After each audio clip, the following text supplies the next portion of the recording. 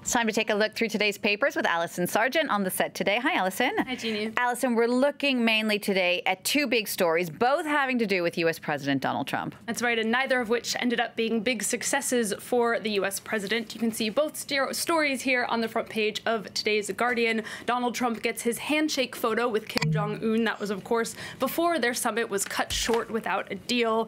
But the headline and main article on the front page of The Guardian is all about that testimony from Trump's former lawyer, Michael Cohen. The phrase getting picked up pretty much everywhere is Cohen calling Trump a racist, a liar, and a con man. The Guardian calls it a claim that really imperils the president, and it certainly distracted from his summit with Kim. In this next cartoon from U.S. cartoonist Jim Morin, we can see Kim Jong Un really enjoying the testimony there quite a bit the other day. Trump, however, is looking far less happy. He may even be considering a retaliation. That's what we see in this next cartoon from The New Yorker. This one Trump aide is saying to the other one, Trump wants to know if North Korea's missiles can reach Michael Cohen. All right, let's stay with the papers over in the U.S. How are they reacting to the hearing?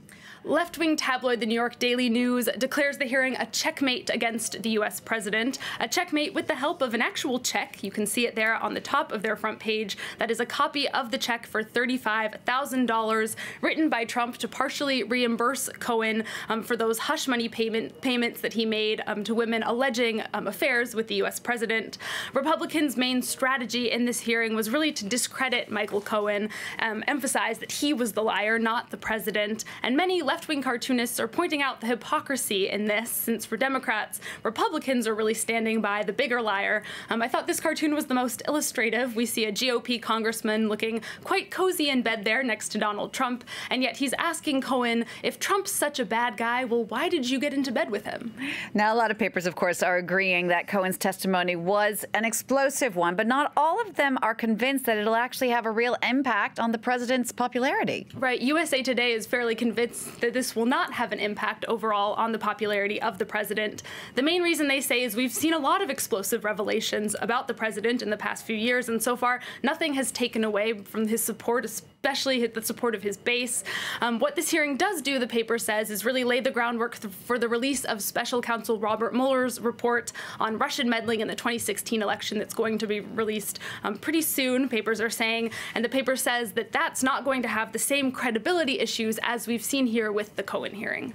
Allison, let's come back to France now for our next story. Today, the Académie Française, which is the gatekeeper of the French language, if you like, is going to begin debating whether or not to feminize titles. Right, these are titles like using présidente instead of président for a female president. Many of the changes are made just by adding an E to the end of the male form in a French word. It's been somewhat of a controversial question in French society for a while now, even though some feminized forms are already used pretty regularly. But Le Figaro notes that does depend on the domain in which they're used and the person who's using them. For example, the paper writes that many female military members actually prefer the male version of their grade to the female form, which sort of makes sense because I think the female form of a word is generally less accepted in male-dominated fields like the military.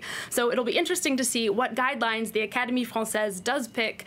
Interesting also to note that 2 years ago they ruled against using so-called inclusive writing, which would have required words to add the optional feminine ending to the ends of words. All right, next now to Japan. The story of a tiny baby who was born after just 24 weeks and who now finally has come home from the hospital. That's right, Jeannie. He was born in Japan back in August. You can see his photo here on the front page of The Times. He was delivered by C-section when doctors saw that his weight had stopped increasing. He weighed just 10 ounces when he was born. He was able to fit into 2 hands.